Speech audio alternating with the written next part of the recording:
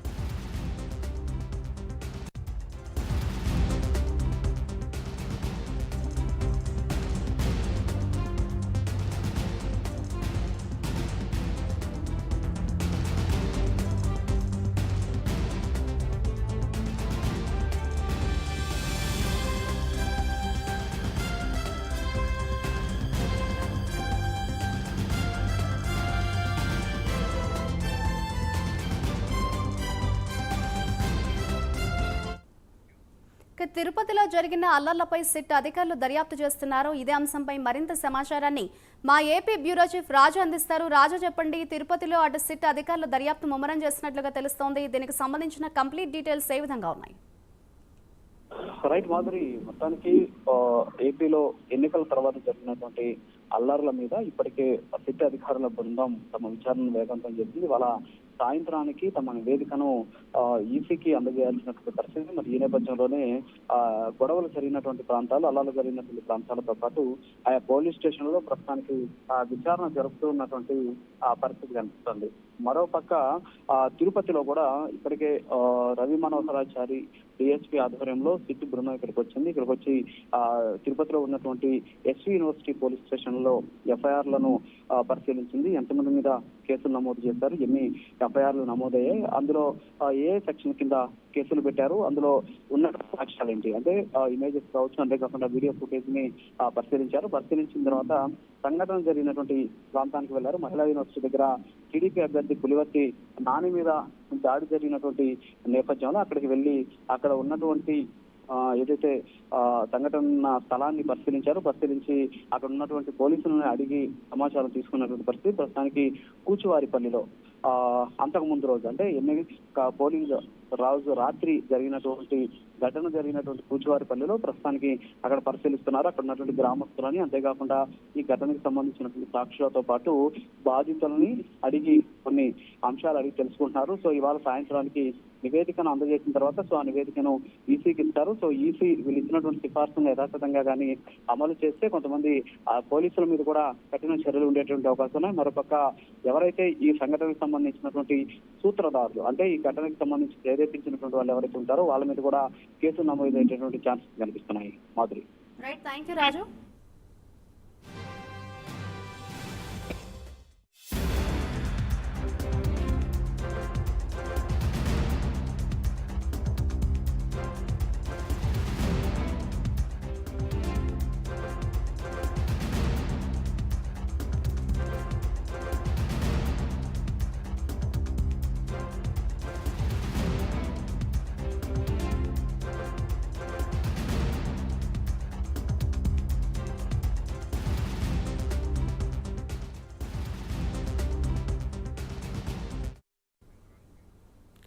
తిరుపతిలో జరిగిన అల్లర్లపై సిట్ అధికారులు దర్యాప్తు చేస్తున్నారు.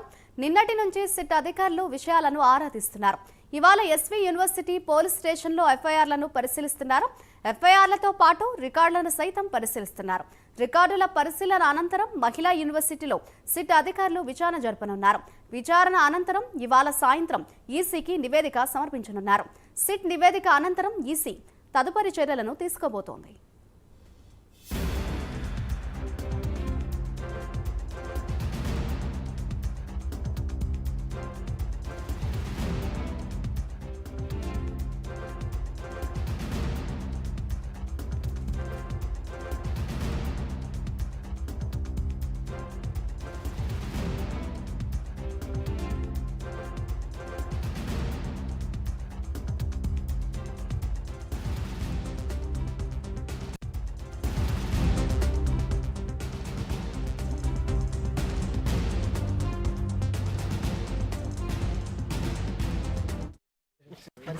అంతే పరిశీలించాం. నేను చెప్పింది మీరు చెప్పాల్సిన అవసరం సార్. ఒకసారి చెప్పండి సార్, మీరు ఏం చేశారు? అలాగే. సార్ ఇంత రాద్ధాంతం జరగడానికి కారణం ఏంటి సార్? ఓకే, మీరు ఏమన్నా అంటే చూసిన 2 నిమిషాల్లో నేను చెప్పలేను కదా. వచ్చాను, చూశాను, ఎవాల్యుయేట్ వాళ్ళ ఇన్వెస్టిగేషన్స్, కేసెస్ అన్నీ చూస్తున్నాను. ఈ ఓవరాల్గా మొత్తం స్టేట్లో హెడ్ ఆఫీస్ వాళ్ళు చేస్తారు, దీన్ని బ్రీఫ్ చేస్తారు. నేను చేయడానికి లేదు. సార్ ఇవాళ కొత్తగా మళ్ళీ మారణాదాలు దొరికినాయని చెప్తున్నారు సార్. ఎవరు దొరికాయమో నాకు తెలియదండి. ఎక్కడ దొరికాయో మరి మీకు ఎవరు ఇన్పుట్స్ ఇచ్చారో నాకు తెలియదు. నాకు తెలిసి అయితే లేదు. మొత్తం ఏ ఇన్సిడెంట్ ఉన్నా ప్రతి ఇన్సిడెంట్ మీద హెడ్ ఆఫీస్ నుంచి బ్రీఫింగ్ అక్కడ జరుగుద్ది, హెడ్ క్వార్టర్లో జరుగుద్ది. సో నేను ఏమున్నా కూడా నేను మా ఆఫీసర్కి చెప్పుకుంటాను, అంతవరకే తప్పించి నేను చేయడానికి ఏం లేదు. సో ప్రతి నేరస్థలం చూడాలి కాబట్టి చూస్తున్నాను. ఎఫ్ఐఆర్స్ ఏమున్నాయో చూశాను, ఇన్వెస్టిగేషన్ ఎంతవరకు అని చూశాను, ఎంతమంది అరెస్ట్ అయ్యారని చూశాను, ఎంతమంది కాలేదని చూశాను. ఎంతమంది అరెస్ట్ అయ్యారు సార్? చూడాలి, ఇంకా కొంత ఉంది చూడాలి. అంతే పరిశీలించడం పరిశీలించాం. నేను చెప్పింది మీరు చెప్పాల్సిన అవసరం సార్. ఒకసారి చెప్పండి సార్, మీరు ఏం చేశారు? అలాగే. సార్ ఇంత రాద్ధాంతం జరగడానికి కారణం ఏంటి సార్? ఓకే, మీరు ఏమన్నా అంటే చూసిన 2 నిమిషాల్లో నేను చెప్పలేను కదా. వచ్చాను, చూశాను, ఎవాల్యుయేట్ వాళ్ళ ఇన్వెస్టిగేషన్స్, కేసెస్ అన్నీ చూస్తున్నాను. ఈ ఓవరాల్గా మొత్తం స్టేట్లో హెడ్ ఆఫీస్ వాళ్ళు చేస్తారు, దీన్ని బ్రీఫ్ చేస్తారు. నేను చేయడానికి లేదు. సార్ ఇవాళ కొత్తగా మళ్ళీ మారణాదాలు దొరికినాయని చెప్తున్నారు సార్. ఎవరు దొరికాయమో నాకు తెలియదండి. ఎక్కడ దొరికాయో మరి మీకు ఎవరు ఇన్పుట్స్ ఇచ్చారో నాకు తెలియదు. నాకు తెలిసి అయితే లేదు. మొత్తం ఏ ఇన్సిడెంట్ ఉన్నా ప్రతి ఇన్సిడెంట్ మీద హెడ్ ఆఫీస్ నుంచి బ్రీఫింగ్ అక్కడ జరుగుద్ది, హెడ్ క్వార్టర్లో జరుగుద్ది. సో నేను ఏమున్నా కూడా నేను మా ఆఫీసర్కి చెప్పుకుంటాను, అంతవరకే తప్పించి నేను చేయడానికి ఏం లేదు. సో ప్రతి నేరస్థలం చూడాలి కాబట్టి చూస్తున్నాను. ఎఫ్ఐఆర్స్ ఏమున్నాయో చూశాను, ఇన్వెస్టిగేషన్ ఎంతవరకు అని చూశాను, ఎంతమంది అరెస్ట్ అయ్యారని చూశాను, ఎంతమంది కాలేదని చూశాను. ఎంతమంది అరెస్ట్ అయ్యారు సార్? చూడాలి, ఇంకా కొంత ఉంది చూడాలి. అలాగే.